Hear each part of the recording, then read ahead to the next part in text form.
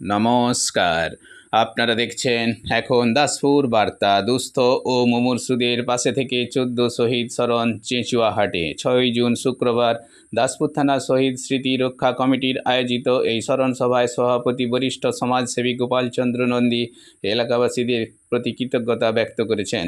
উপস্থিত সবাই শহীদ বেদিতে চন্দ্রকান্ত মান্না, শশীভূষণ মাইতি, কালীপদ শাসমল, ভৃগুরাম পাল, দেবেন্দ্রনাথ ধরা, সতীশচন্দ্র মিদ্যা, রামচন্দ্র পাড়ই, নিতাই পড়িয়া, অবিনাশ দিন্ডা, অশ্বিনী দলই, সত্য বেরা, শশী দিন্ডা, পূর্ণচন্দ্র সিং ও মোহনচন্দ্র মাইতির প্রতি শ্রদ্ধাঞ্জলি নিবেদন করেছেন।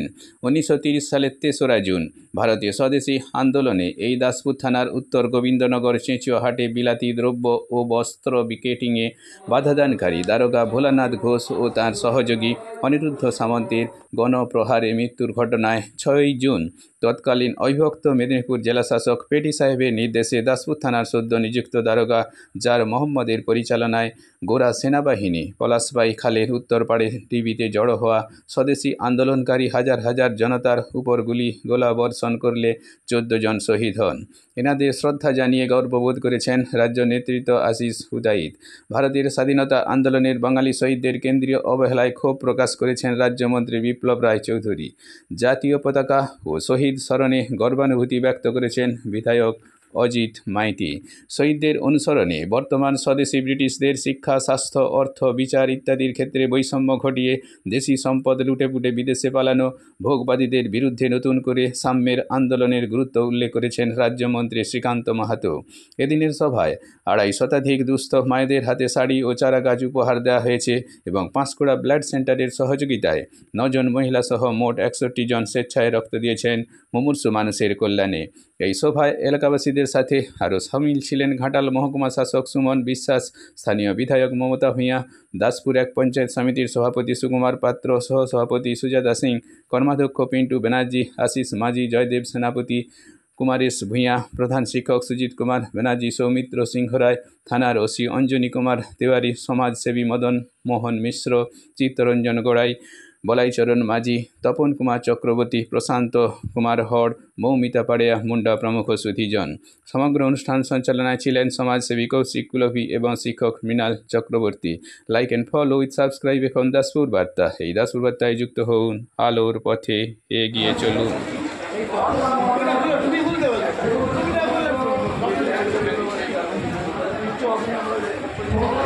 মানুষের শিক্ষা, স্বাস্থ্য, চিকিৎসা আজকে কোম্পানির অধীনে চলে যাচ্ছে। এই জায়গায় ভারতবর্ষে জাতির সংকট, ইকুয়ালিটি, লিবার্টি আজকে ডিস্ট্রয় হচ্ছে। আজও ভারতবর্ষের 78 বছর স্বাধীনতার বয়স হলো, কেন দেশে equality for quality education system তৈরি হয়নি?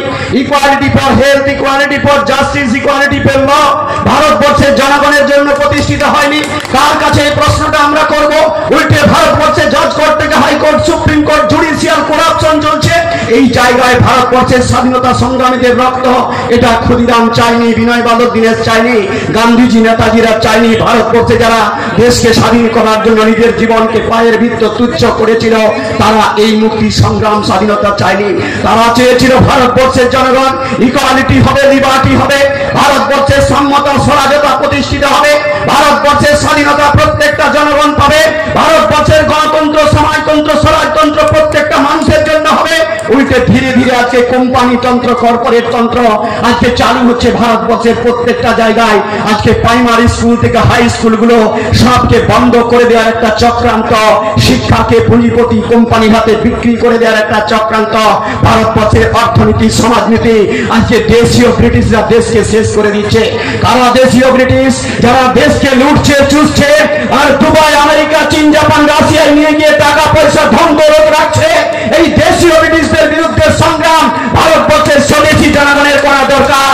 এই ভারতবর্ষকে আবার পদদলিত করছে দুবাই থেকে, আমেরিকা থেকে, চীন, জাপান, রাশিয়া থেকে এই কোটি কয়েক পুঁজিপতিরা ভারতবর্ষের সমাজনীতি, ধর্মনীতি, কর্মনীতি, অর্থনীতি, জীবন নীতি, জীবন জীবিকা, সাম্যতা, স্বরাজতা, স্বাধীনতাকে তছনছ করে দিচ্ছে। তাই শহীদ স্মরণ সভায় এই স্বাধীনতা সংগ্রামীদের কাছে শিক্ষা নেওয়া দরকার। ভোলা দারোগার নির্মম অত্যাচারের বিরুদ্ধে এলাকার মানুষ সংগঠিত হয়ে ভোলা দারোগাকে খুন করে এবং তার সহযোগীকে খুন করে এবং একেবারে কিমা বানিয়ে এই সময় বুঝেছেন সে সময় একেবারে চাষের জমির নিচে সেই কিমা বানিয়ে তাকে কিন্তু সাহিত্য করে রাখা হয়েছিল। ব্রিটিশ সরকার কিছুতেই সেটা মানতে পারেনি। ৩রা জুন সেই ঘটনাটা ঘটেছিল 1930 সালে। তারপর 1930 সালের 6 জুন মানুষ যখন ব্রিটিশ বিরোধী আন্দোলনে প্রথম তারা প্রমাণ করলেন যে ব্রিটিশদের অত্যাচারী শাসককে খুন করা যায়, সেদিন একদিকে যেমন তাদের মনে আনন্দ ছিল, অপরদিকে সেদিন ভোলা দারোগাকে খুন করার ফলে এলাকার গ্রামে গ্রামে যেভাবে অত্যাচার চলছিল তাকে সেই অত্যাচারের বিরুদ্ধে লড়াই করবার জন্যে একসঙ্গে কয়েকশো মানুষ সেদিন জড়ো হয়েছিলেন। সেদিন ব্রিটিশের পুলিশ বাহিনী সেই মানুষদের উপর নির্বিচারে গুলি চালিয়েছিল।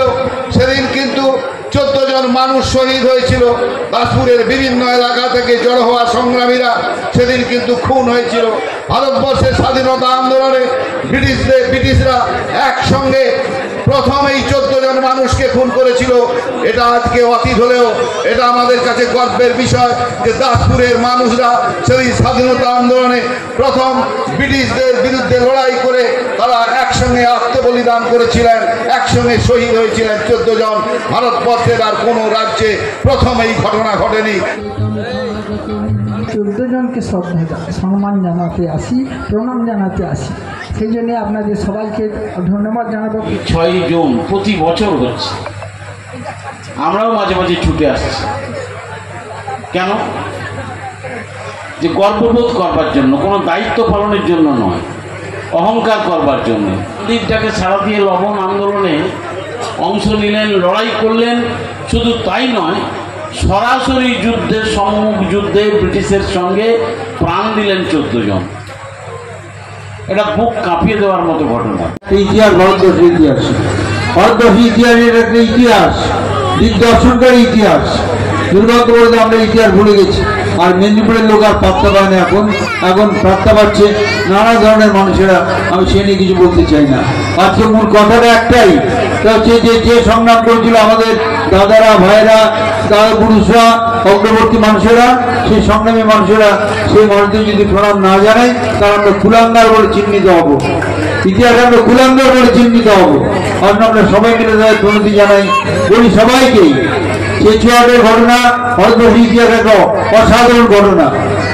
যারা প্রশাসক ছিলেন তারা সবসময় মনে করেন তারা যা বলছেন তাই ঠিক, তারা যা বলছেন তাই মানতে হবে, তারা যা বলছেন তাই মাথা নিচু করে সহ্য করতে হবে। কিন্তু তখনকার প্রশাসকের ওই সমস্ত কথা অগ্রাহ্য করলো এলাকার মানুষ। তারা অত্যাচার করতে করতে আমরা সীমায় গিয়ে পৌঁছলো, মানুষ ঠিক করলো ওই অত্যাচারের মুন্ডু কেটে নিতে হবে। এবং সেই ঘটনা ঘটেছিল চেচুয়াহাটে।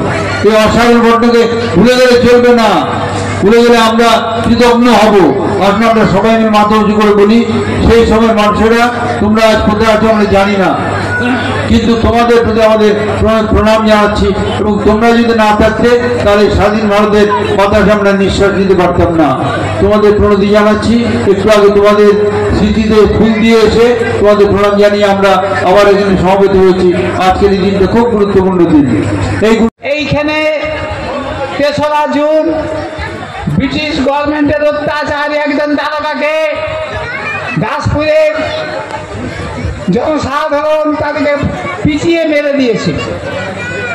সেই প্রবাদে আমাদের তরদারা 14 জন দেশবাসীকে প্রাণ দিতে হয়েছে। এটা দাসপুরের দারোগাদের জন্য নয়, এটাই 14 শহীদকে